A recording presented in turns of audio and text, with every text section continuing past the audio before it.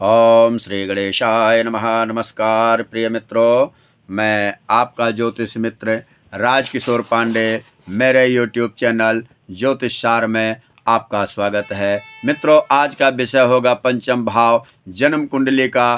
पराशर ऋषि जी ने बहुत गहरी बात पंचम भाव में रिसर्च किया है कि इस पंचम भाव में एक बहुत सुंदर, बहुत प्यारा सूत्र है जो आप सबको अवश्य सीखना चाहिए।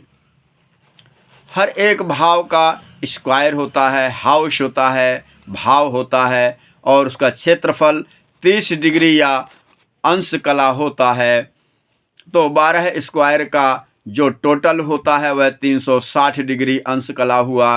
व्याख्या पंचम भाव की है और अब पंचम भाव की 30 डिग्री अंश कला को 7 से डिवीजन करेंगे और एक डिवीजन में कितने पॉइंट आए वह 4 अंश और 17 कला। बस ये पॉइंट नोट करने के योग्य है। आपके बच्चे का जन्म 4.17 कला के अंदर हुआ है तो आपका पंचमेशिया पंचम भाव में आया हुआ कोई भी ग्रह, विशेष रूप से राहु, शनि, मंगल या सूर्य, क्रूर ग्रह, अगर ये पंचम भाव में हो या फिर पंचमेश हो या पंचम भाव के स्वामी हो या पंचम भाव के स्वामी को प्रभावित कर रहे हों और साथ ही 4 अंश 17 कला में आपके संतान का जन्म हुआ हो तो 4 अंश 17 कला को क्षार नाम से संबोधित किया है।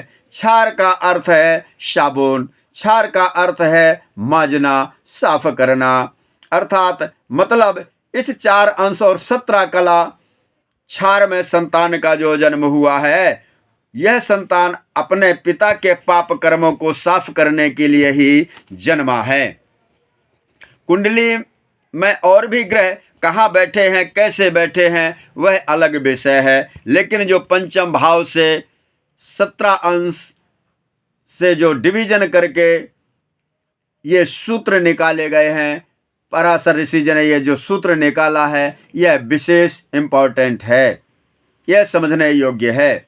इससे यह सब कुछ पता चल जाता है कि हमारी संतान के विचार भाव किस प्रकार के हैं, अपने परिवार, अपने पिता माता परिवार के प्रति कैसे हैं। ये भगवान राम के पद चिन्हों पर चलने वाला है, भगवान कृष्ण के पद चिन्हों पर चलने वाला है या श्रवण कुमार के पद चिन्हों पर चलने वाला है, रावण या बाई तरह तरह के दुर्योधन आदि किस प्रकार के विचार भाव रखने वाला यह संतान जन्मा है। इस डिवीजनों से यह बारीक डीप की जानकारियां प्राप्त हो जाती हैं। मित्रों, मेरा प्रयास रहेगा कि अभी जो 30 अंश में से डिवीजन किया है, 30 डिग्री से जो डिवीजन किया है 7 से, उसमें एक ही सूत्र आप लोगों के सामने प्रस्तुत कर पाया हूँ। शेष सूत्र अगले वीडियो में पंचम भाव के सभी सूत्रों को आप लोगों के सामने प्रस्तुत करने का प्रयास करूँगा।